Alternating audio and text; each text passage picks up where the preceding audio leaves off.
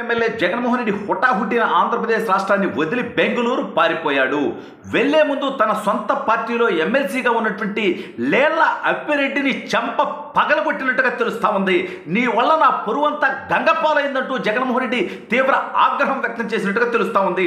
అసలు జగన్మోహన్ రెడ్డి ఎందుకు పారిపోయాడు, అప్పిరెడ్డి చెంప ఎందుకు పగిలింది అనేది ఈ వీడియోలో వివరించబోయే ముందుగా ఇప్పటి వరకు మన ఛానల్ సబ్స్క్రైబ్ చేయని వాళ్ళు ఖచ్చితంగా సబ్స్క్రైబ్ చేయండి. ఇక విషయానికి వస్తే లేళ్ల అప్పిరెడ్డి అనేటువంటి పోరంబోక్ గురించి రాష్ట్ర ప్రజలందరికీ తెలిసినటువంటి విషయమే. తెలుగుదేశం పార్టీ కార్యాలయం మీద దాడి చేయడం దగ్గర నుంచి ఒక రౌడీగా, ఒక గోండాగా తప్ప అతను ఏదో ప్రజానాయకుడిగా ఎదిగినటువంటి వ్యక్తి కాదు. అయితే నిన్న ఒక సంఘటన జరిగింది. దాని మీద జగన్మోహన్ రెడ్డి లేళ్ల అప్పిరెడ్డి చెంప పగలగొట్టినట్టుగా తెలుస్తూ ఉంది. సరే, అప్పిరెడ్డికి ఆ మధ్యకాలంలో శాసనమండలిలో ప్రతిపక్ష నేత పదవి ఇచ్చారు, మళ్ళీ ఎందుకో బొత్సరాగానే అది పీకు పడేశారు. సరే, మొత్తం కులజాగిలాలు ఉన్నాయి అంటారనేమో. అయితే మొత్తానికి ఎందుకు వివాదం ఏం జరిగిందంటే, ఆల్రెడీ జగన్మోహన్ రెడ్డి నిన్నగాక మొన్న వల్లభనేని వంశీ అనేటువంటి ఒక దళిత వ్యక్తిని దాడి చేసినటువంటి వ్యక్తి, కిడ్నాప్ చేసినటువంటి వ్యక్తి జైల్లో ఉంటే వల్లభనేని వంశీ అనేటువంటి దౌర్భాగ్యుడు అతన్ని పరామర్శించడం కోసం పోయి అక్కడ ఒక ఫోటోషూట్ పెట్టి పేటీఎం ఆర్టిస్ట్నోడు పెట్టి పాపం చిన్న పాపను పెట్టి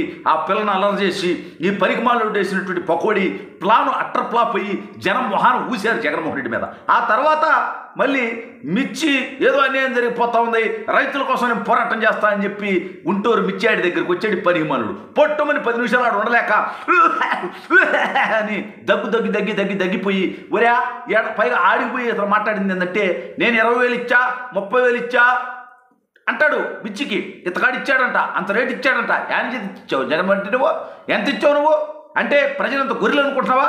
7,000 రూపాయలు అని చెప్పి నువ్వే జీవో ఇచ్చి నేను 25,000 ఇచ్చా 30,000 ఇచ్చా అంటే తీసుకున్నటువంటి రైతులు ఏమన్నా గొర్రెలు అనుకుంటున్నావు నువ్వు? అక్కడ కూడా బొప్పునైపోయాడు, ఎరిపప్పు అయిపోయాడు. ఆల్రెడీ మిర్చి రేటుకు సంబంధించి కేంద్ర ప్రభుత్వంతో చంద్రబాబు నాయుడు గారు, తెలుగుదేశం పార్టీ ఎంపీలు, కేంద్ర మంత్రులు సంప్రదింపులు చేస్తూనే ఉన్నారు. కేంద్రం ఆ దిశగా చర్యలు తీసుకోబోతా ఉంది. ఈలోపు దాన్ని క్రెడిట్ కొట్టేయడం కోసం ఆ మిర్చి ఆడి దగ్గర పోయాడు ఈ పకోడీగాడు. ఆడో పెద్ద పకోడీ అయిపోయాడు. ఆడ అత్యంత ఘోరం ఏంటంటే, ఇతనేదో మిర్చి రైతుల కోసం సంఘీభావం అని చెప్పి ఆడిగిపోయి ఆడ దాదాపు 16 టిక్కీలు 16 బస్తాలు మిర్చి అయ్యా అప్పిరెడ్డి ఒక మనిషి చైతన్య అంటాడు ఎవడు వాడు కూడా 420 అయి ఉంటాడు, రౌడీ అయి ఉంటాడు. అతను 16 బస్తాలు రైతులకు సంబంధించినటువంటి మిర్చిని దొంగతనం చేసి ఆ కారుల్లో ఓట్లు వేసుకుని వెళ్ళిపోయారంట. ఏం దొంగ బతుకులరా స్వామి, నాకు అర్థం కల. మిర్చి ఆడి దగ్గరికి ధర్నాకని పోయి, రైతులకు సంఘీభావం అని పోయి, ఎన్నికల కోడ్ను కూడా ఉల్లంఘించి మరి అంటే చట్ట వ్యతిరేక కార్యకలాపాలు చేసి అందులో కూడా దొంగతనం వేదరు. మీ బతుకులంతా ఇంతేనా? ప్రజల నుంచి ఆల్రెడీ లక్షల కోట్ల సంపద దోచుకున్నారు. అది చాలక ఇప్పుడు రైతులకు పరామర్శ పేరిట వెళ్ళి రైతులకు న్యాయం చేయాలని ధర్నా చేస్తామని పోయి ఆ రైతుల మిర్చి బస్తాలు లేపేశారు. అది మళ్ళీ మరోసారి పకోడీ అయ్యాడు ఆల్రెడీ. ఏది నిన్న వంశీ కోసం జైలు దగ్గర పోయి ఆడ ఒక పేటీఎం ఆర్టిస్ట్ని పెట్టి ఏదో అమ్మఒడికి అని ప్రయత్నం చేస్తే ఆడట్లా పోయాము.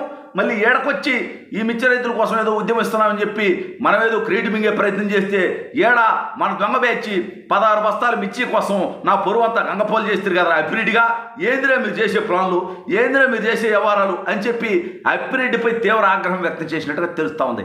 అయితే ఇప్పుడు నువ్వు గుంటూరు వచ్చావంటే ఎంత ఖర్చు అయింది? ఎవడన్నా యానిసి తెచ్చి పెడతారు, నీకు ఫ్లెక్స్ చేయాలా, పూలు చల్లాలా, జనాలు తీసుకురావాలి. ఎవడు రాడు కానీ మీద అభిమానంతో జనాలకు డబ్బులు తీసుకురావాలి. ఎవడు తెస్తాడు?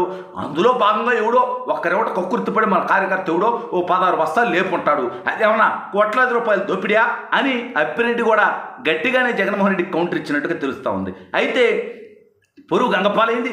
ఏపీలో ఉంటేనేమో బయటకు రావాలంటారు. ఏదో పని ఉన్నట్టుగా జగన్మోహన్ రెడ్డి కనీసం ప్రజలకు సమాధానం చెప్పకుండా, అంటే గతంలో జగన్మోహన్ రెడ్డి ముఖ్యమంత్రిగా ఉన్నప్పుడు చంద్రబాబు నాయుడు గారిని, లోకేష్ అని అనేవాడు. కోవిడ్ టైంలో వాళ్ళు హైదరాబాద్లో ఉంటే కూడా ఎట్లాగో ప్రజల్లోకి వెళ్ళలేం కదా, ఇబ్బంది కదా అని ఉంటే కూడా జగన్మోహన్ రెడ్డి వాళ్ళు హైదరాబాద్లో ఉండరు ఏపీకి రావట్లేదు అని చెప్పనేవాడు. ఇప్పుడు ఏ రోగాలు లేవు, ఏ ఇబ్బందులు లేవు. కానీ జగన్మోహన్ రెడ్డి అనేటువంటి వాడు అతను అధికారం కోల్పోయినటువంటి 8 నెలల్లో ఇప్పటికి 20 సార్లు బెంగళూరు ప్యాలెస్కి పోయి ఉంటాడు. ఆంధ్రప్రదేశ్లో ఉన్నదానికంటే, ప్రజల్లో ఉన్నదానికంటే బెంగళూరు ప్యాలెస్లో దాక్కున్నది ఎక్కువ. విదేశాలకు పారిపోయి అక్కడ మూటలు సర్దుకునేటువంటి కార్యక్రమాలు చేసింది ఎక్కువ. ఈ రకంగా జగన్మోహన్ రెడ్డి రెండు సార్లు 2 రోజులు వరుసగా బయటకు వస్తే, ఒకసారి ఇక్కడ వంశీ దగ్గర పప్పునయ్యాడు, రెండోసారి మిర్చియాడి దగ్గర కొండేరి పప్పునయ్యాడు.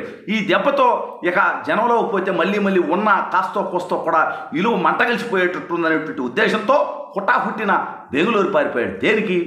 నిజంగా జగన్మోహన్ రెడ్డికి చిత్తశుద్ధి ఉంటే ఎక్కడైనా సమస్యలుంటే వాటి మీద ప్రశ్నించాలి కానీ పేటీఎం ఆర్టిస్టులను తీసుకొచ్చి మాట్లాడించడం, లేని సమస్యల్ని ఇతనే రైతులను, మిర్చి రైతులకు అన్యాయం చేసి వాళ్ళ జీవితాలను గుగ్గిపాలు చేసి ఇతనేదో వాళ్ళని ఉద్ధరిస్తున్నట్టుగా, వాళ్ళ కోసం పోరాటం చేస్తున్నట్టుగా బిల్డప్ ఇచ్చేటువంటి ప్రయత్నం చేస్తాడు. జగన్మోహన్ రెడ్డి నీ మెల్లో నిన్న నాకు ఆకుపచ్చ కండవ వేసుకుంటాడు.